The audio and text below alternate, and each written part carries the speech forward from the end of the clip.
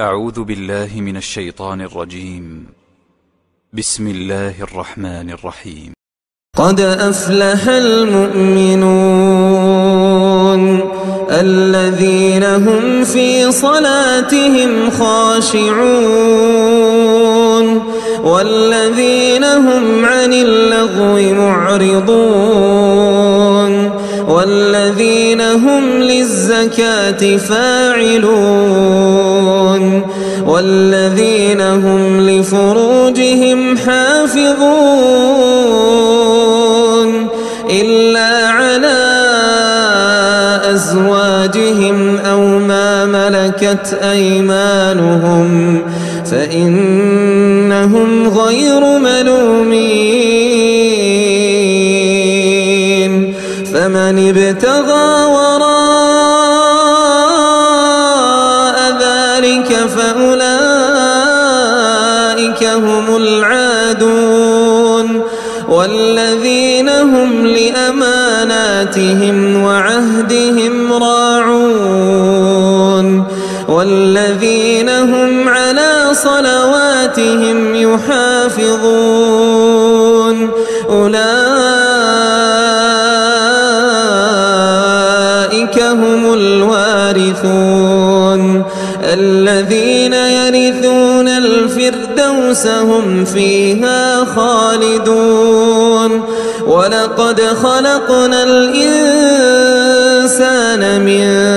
سلالة من طين ثم جعلناه نطفة في قرار مكين ثم خلقنا النطفة علقة فخلقنا العلقة مضغة فخلقنا المضغة عظاما فكسونا العظام لحما ثم أنشأناه خلقا آخر فتبارك الله أحسن الخالقين ثم إنكم بعد ذلك لميتون ثم إنكم يوم القيامة تبعثون ولقد خلقنا فوقكم سبع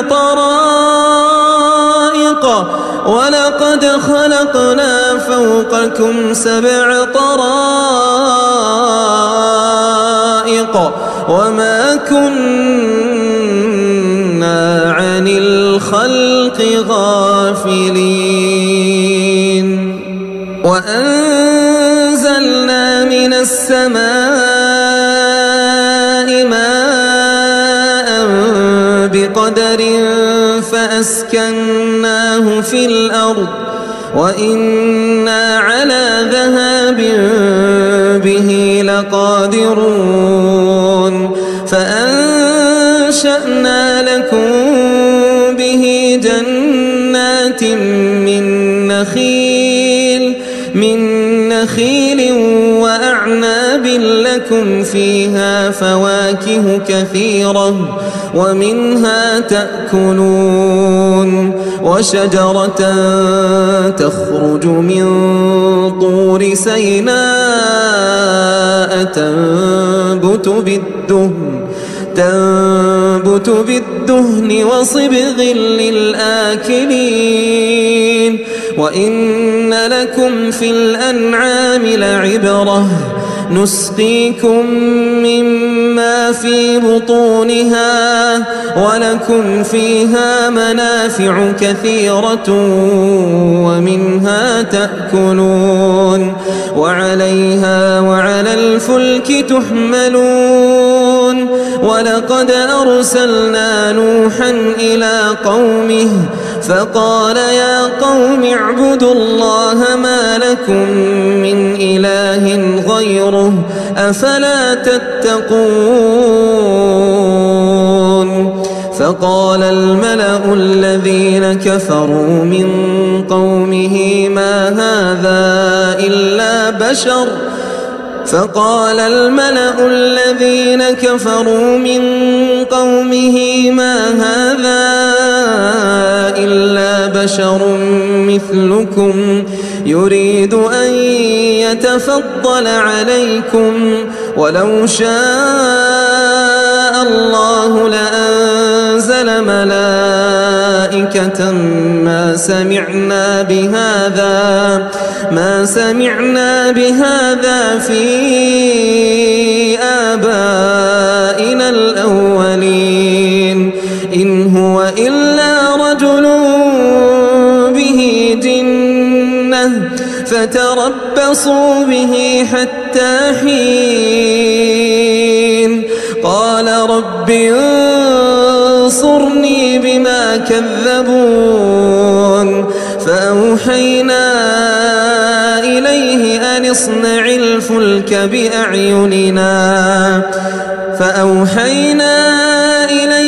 أن اصنع الفلك بأعيننا ووحينا فإذا جاء أمرنا وفاردت النور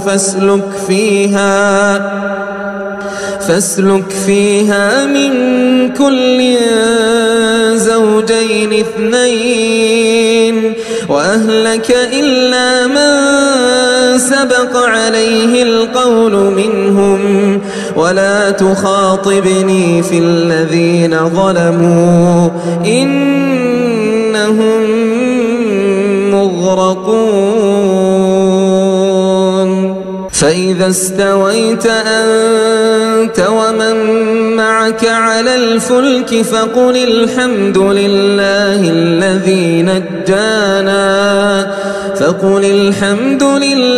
الذي نجانا من القوم الظالمين وقل رب أنزلني منزلا مباركا وأنت خير المنزلين إن في ذلك لآيات وإن كنا لمبتلين. بے شک ایمان والے کامیاب ہو گئے جو نماز میں عجز و نیاز کرتے ہیں اور جو بیہودہ باتوں سے منہ موڑے رہتے ہیں اور جو زکوٰۃ ادا کرتے ہیں اور جو اپنی شرمگاہوں کی حفاظت کرتے ہیں مگر اپنی بیویوں سے یا کنیزوں سے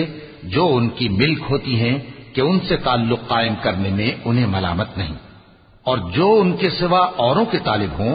وہ اللہ کی مقرر کی ہوئی حد سے نکل جانے والے ہیں، اور جو امانتوں اور اقراروں کو ملحوظ رکھتے ہیں اور جو نمازوں کی پابندی کرتے ہیں یہی لوگ میراث حاصل کرنے والے ہیں، یعنی جنت الفردوس کے وارث بنیں گے، وہ اس میں ہمیشہ رہیں گے.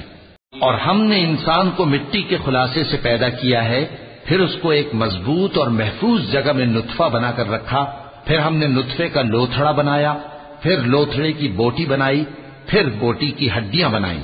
پھر ہڈیوں پر گوشت پوست چڑھایا، پھر اس کو نئی صورت میں بنا دیا. سو بڑا برکت والا ہے اللہ جو سب سے اچھا بنانے والا ہے. پھر اس کے بعد تم مر جاتے ہو، پھر قیامت کے روز اٹھا کھڑے کیے جاؤ گے. اور ہم نے تمہارے اوپر کی جانب 7 آسمان پیدا کیے اور ہم خلقت سے غافل نہیں ہیں. اور ہم ہی نے آسمان سے ایک اندازے کے ساتھ پانی برسایا، پھر اس کو زمین میں ٹھہرا دیا اور ہم اس کے نابود کر دینے پر بھی قادر ہیں. پھر ہم نے اس سے تمہارے لیے کھجوروں اور انگوروں کے باغ بنائے، ان میں تمہارے لیے بہت سے میوے ہوتے ہیں اور ان میں سے تم کھاتے ہو. اور وہ درخت بھی ہم ہی نے پیدا کیا جو طور سینا کے دامن میں ہوتا ہے، یعنی زیتون کا درخت کہ کھانے کے لیے روغن اور سالن لیے ہوئے اگتا ہے. اور تمہارے لیے چوپایوں میں بھی عبرت ہے کہ جو ان کے پیٹوں میں ہے اس سے ہم تمہیں دودھ پلاتے ہیں، اور تمہارے لیے ان میں اور بھی بہت سے فائدے ہیں، اور بعض کو تم کھاتے بھی ہو، اور ان پر اور کشتیوں پر تم سواری بھی کرتے ہو. اور ہم نے نوح کو ان کی قوم کی طرف بھیجا تو انہوں نے ان سے کہا کہ اے قوم، اللہ ہی کی عبادت کرو، اس کے سوا تمہارا کوئی معبود نہیں، تو کیا تم ڈرتے نہیں؟ اس پر ان کی قوم کے سردار جو کافر تھے کہنے لگے کہ یہ تو تم ہی جیسا آدمی ہے، تم پر بڑائی حاصل کرنی چاہتا ہے، اور اگر اللہ چاہتا تو فرشتے اتار دیتا. ہم نے اپنے اگلے باپ دادا میں تو یہ بات کبھی سنی نہیں. اس آدمی کو تو دیوانگی کا عارضہ ہے، تو اس کے بارے میں کچھ مدت انتظار کرو۔ نوح نے کہا کہ پروردگار، انہوں نے مجھے جھٹلایا ہے،